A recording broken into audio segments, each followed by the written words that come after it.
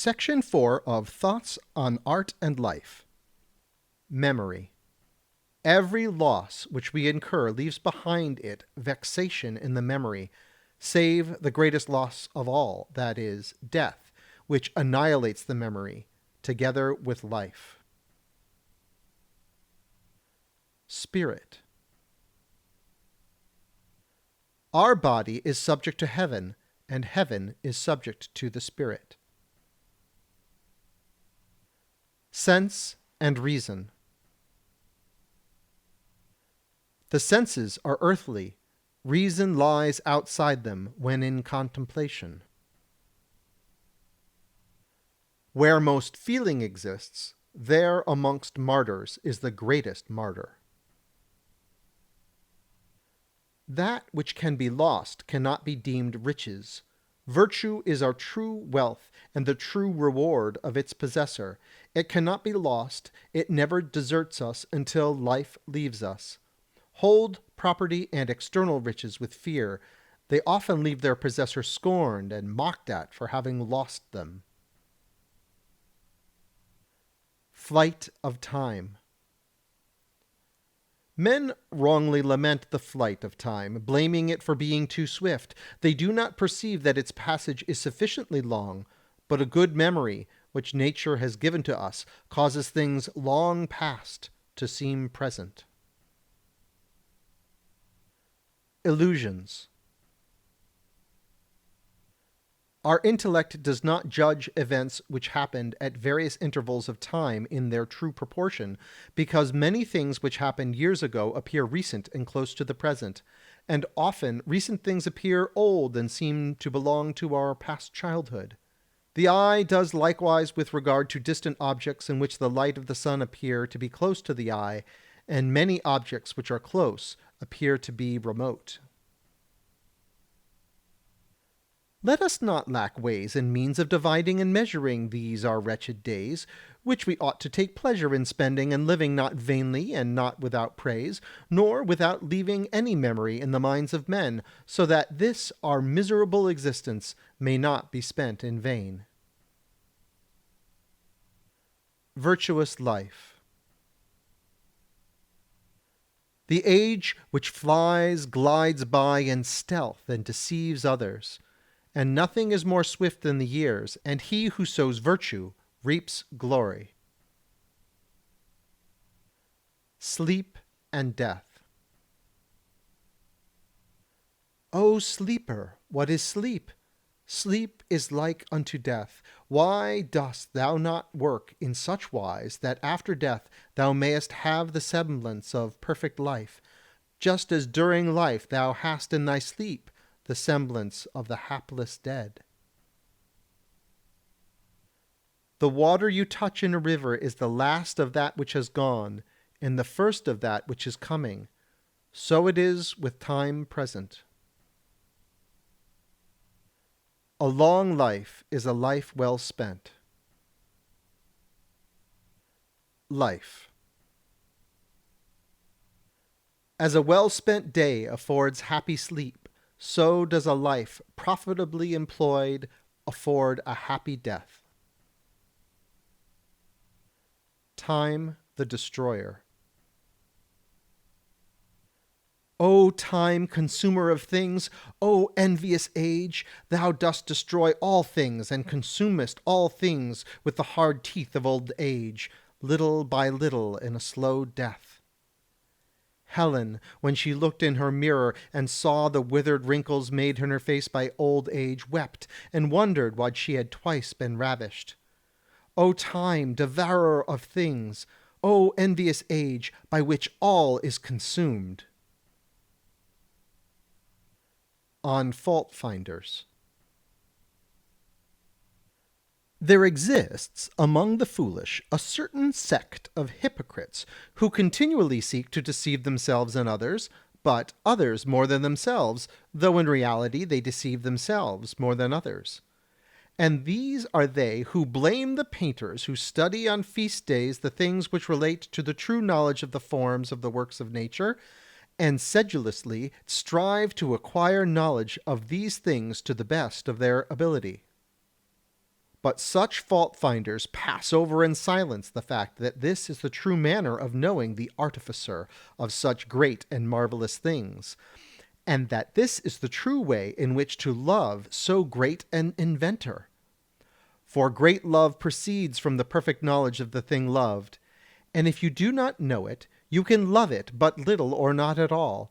And if you love it for the gain which you anticipate obtaining from it, and not for its supreme virtue, you are like the dog which wags its tail and shows signs of joy, leaping towards him who can give him a bone.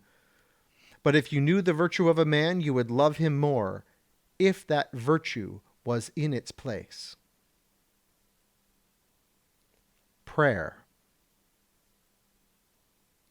I obey thee, Lord, first for the love which in reason I ought to bear thee, secondly because thou hast the power to shorten or prolong the lives of men. Thou, O God, dost sell us all good things at the price of labour. And many make a trade, deceiving the foolish multitude, and if no one comes to unmask their deceits, they punish it. Pharisees, that is to say, holy friars. Nothing can be written by means of new researches. Patience. Patience serves against insults as clothes do against the cold. Since if you multiply your clothes as the cold increases, the cold cannot hurt you. Similarly, let thy patience increase under great offences, and they will not be able to hurt your feelings. Advice to a speaker. Words which do not satisfy the ear of the listener will always weary or annoy him, and you will often see signs of this in such listeners in their frequent yawns. Therefore, you who speak before men whose good opinion you seek, when you observe such signs of vexation, shorten your speech or vary your argument, and if you do otherwise, then instead of the favour you seek, you will incur hate and hostility. And if you would see what gives pleasure to a man, speak to him on various themes, and when you see him intent, without yawning, or contracting his brow, or performing other actions, then be certain that the matter of which you are speaking is such as affords him pleasure. Advice.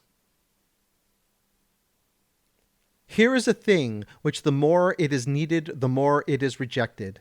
And this is advice, which is unwillingly heeded by those who most need it, that is to say, by the ignorant. Here is a thing which, the more you fear and avoid it, the nearer you approach to it. And this is misery. The more you flee from it, the more miserable and restless you will become. When the work comes up to the standard of the judgment, this is a bad sign for the judgment. And when the work excels the standard of the judgment, this is the worst sign, as occurs when a man marvels at having worked so well, and when the standard of the judgment exceeds that fulfilled by the work. This is a sign of perfection. And if the man is young and be thus disposed, he will without doubt grow into an excellent workman. He will only accomplish few works, but they will be of a quality which will compel men to contemplate their perfection with admiration. Proverbs. Nothing should be so greatly feared as empty fame. This empty fame issues from vices. A broken vase of clay can be remodeled, but this is no longer possible when it has been baked. A vow is born when hope dies. The beautiful is not always the good, and the fine talkers labor under this error without any reason. He who wishes to grow rich in a day will be hanged in a year. The memory of benefits is a frail defense against ingratitude. Reprove your friend in secret and praise him in public. He who fears dangers will not perish by them. The evil which does me no harm is like the good which in no wise avails me. He who offends others is not himself secure. Be not false about the past. Folly is the shield of lies, just as unreadiness is the defense of poverty. Where there is liberty, there is no rule. Here is a thing which the more it is heeded, the more it is spurned: advice. It is ill to praise, and worse to blame, the thing which you do not understand. On Mount Etna the words freeze in your mouth, and you make ice of them. Threats are the only weapons of the threatened man. Ask advice of him who governs himself well. Justice needs power, intelligence, and will, and is like the queen bee. Not to punish evil is equivalent to authorizing it. He who takes the snake by the tail will be bitten by it. The pit will fall upon him who digs it. He who does not restrain voluptuousness is in the category of the beasts.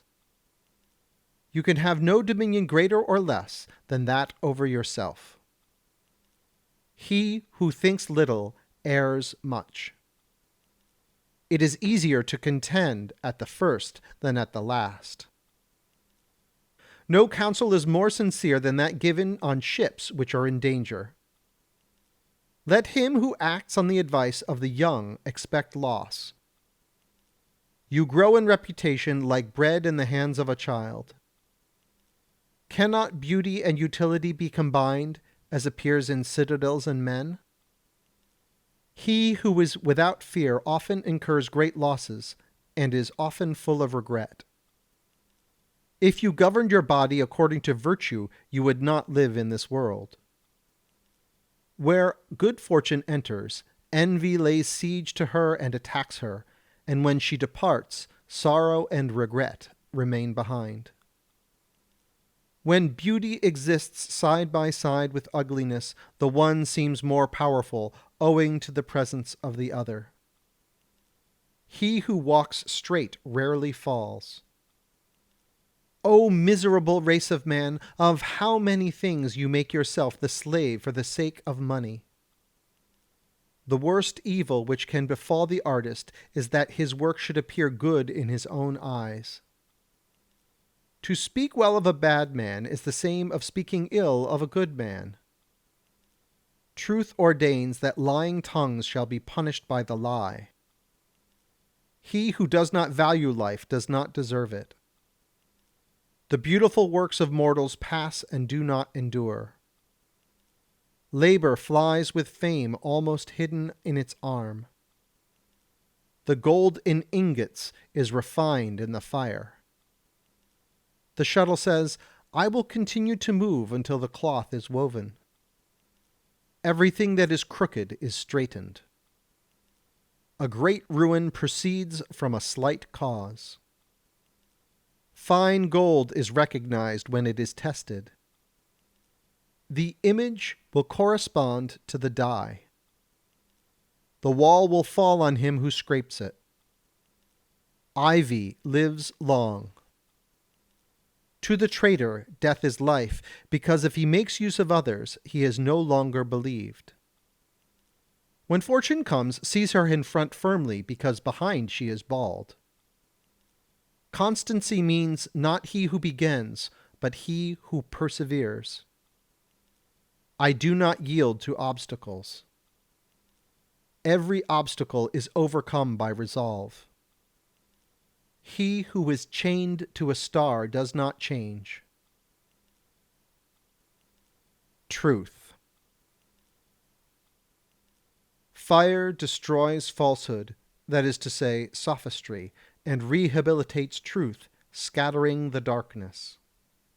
Fire must be represented as the consumer of all sophistry and the revealer of truth, because it is light that scatters darkness which conceals all essences. Fire destroys all sophistry, that is to say, deceit, and preserves truth alone, which is gold. Truth cannot be concealed in the end. Dissimulation is of no avail. Dissimulation is frustrated before so great a judge.